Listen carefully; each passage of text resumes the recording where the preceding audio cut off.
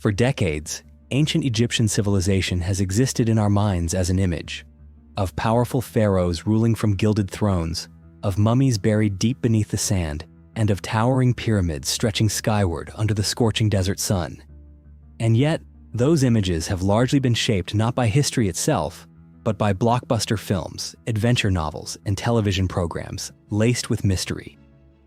We've grown familiar with the sight of the three great pyramids on the Giza plateau, as if they were all that remained of a once glorious empire. But what if I told you that was just the surface? What if everything we believe we know about Egypt is nothing more than broken pieces, fragments of a far larger picture we've barely begun to understand? Because those majestic structures may not have been built solely to represent power or religion. They may, in fact, be something more, gateways to a body of knowledge that modern humanity has yet to uncover. There is one theory, long dismissed as fringe, that is now slowly drawing the attention of archaeologists, physicists, and historians once again. The possibility that a fourth pyramid, crafted from black stone, once stood upon the Giza plateau, only to disappear without a trace. And if this fourth pyramid truly existed, it would not simply be another archaeological find. It could reshape our understanding of ancient Egypt, and perhaps even force us to reconsider the history of humankind itself. So fasten your seatbelt as we dive into today's mystery. But first, you just might find yourself incredibly lucky if you like and subscribe before this video ends. Most of us grew up with the familiar image of three great pyramids standing tall in the Egyptian desert, aligned mysteriously with the three stars of Orion's belt. But there is something that's rarely mentioned, something that suggests there may have once been a fourth pyramid made of black stone, and that it served a purpose entirely unlike the others. The first mention of this structure comes from the inked hand of an 18th century Danish explorer named Frederick Ludvig Norden. During his expedition from Ethiopia to Egypt in 1737, he not only sketched ancient monuments and architecture with remarkable memory and artistic precision, but also described a structure he referred to as the Fourth Pyramid, one that looked nothing like the three world-famous pyramids we know today. According to his manuscript and detailed notes, this structure stood isolated to the west, lacking the smooth limestone casing seen on the other pyramids. Most striking of all, it was built from a type of black stone, harder even than regular granite. Its apex did not come to a sharp point, but instead was topped with an enormous flat slab, as if it once held something of great significance. And yet, strangely, nearly all modern scholars reject the existence of this pyramid. They claim Norden was mistaken.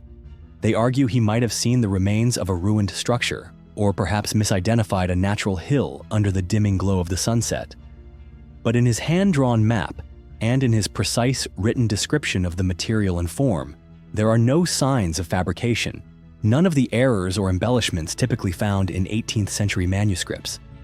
And more importantly, Norden was not the only one to speak of it. Several decades later, a French scholar named Louis de Brosses, in an entirely separate study, also mentioned the presence of a black pyramid, one he claimed once existed, but for reasons unknown, has been removed from all official records.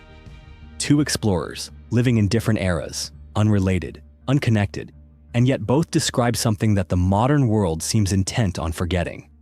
Was that merely a coincidence? For thousands of years, the Giza plateau has lain exposed beneath the sun and the sands of the Middle East, silently guarding layers of memory that have never truly been uncovered. But what makes this story even more strange is that while people continue to debate whether this black pyramid ever existed, modern technology has begun to reveal signs that suggest otherwise. In the first decade of the 21st century, the advancement of terrain satellites, ground-penetrating radar, and remote sensing technology ushered in a new era for archaeology. Thanks to these electronic eyes in the sky, scientists were now able to see what the human eye could never detect. At the end of 2020, a team of international archaeologists and historians began an excavation in a desert region near Luxor, approximately 300 miles south of Cairo. Their original goal was not to search for a forgotten black pyramid, but rather to trace the remnants of a lost city believed to have once existed during the golden age of ancient Egypt. But what they uncovered left the archaeological world in stunned silence. Beneath the sand, walls of sun-baked clay emerged, stacked to form clearly defined rooms, all connected by long, straight corridors. Everyday tools, decorative objects, even molds used to cast golden amulets were all found intact, as if the city had only recently been abandoned.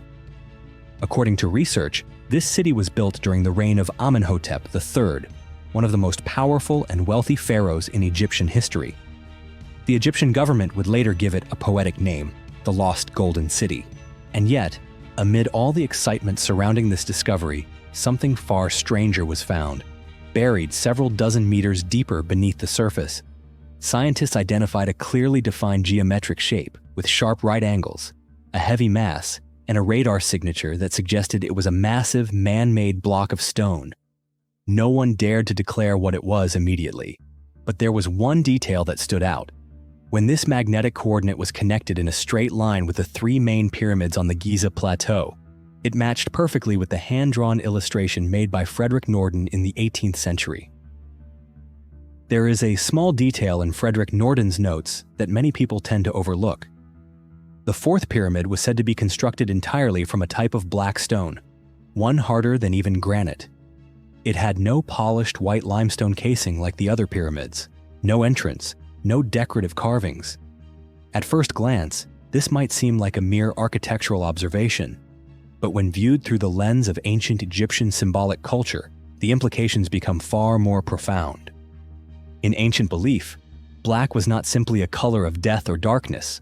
On the contrary, black symbolized rebirth. It was the color of the fertile silt deposited by the Nile after each flood season. It was the darkness the sun had to journey through each night in order to rise again at dawn. It was the realm of the underworld, where the soul began its journey toward a new cycle of life. And so, the choice to construct a pyramid entirely from black stone could not have been accidental. This theory becomes even more compelling when researchers analyze the mineral composition of ancient black stone fragments previously discovered scattered within royal tomb complexes. This material was typically reserved for sacred objects, such as sarcophagus cases, mummification chests, and statues of deities.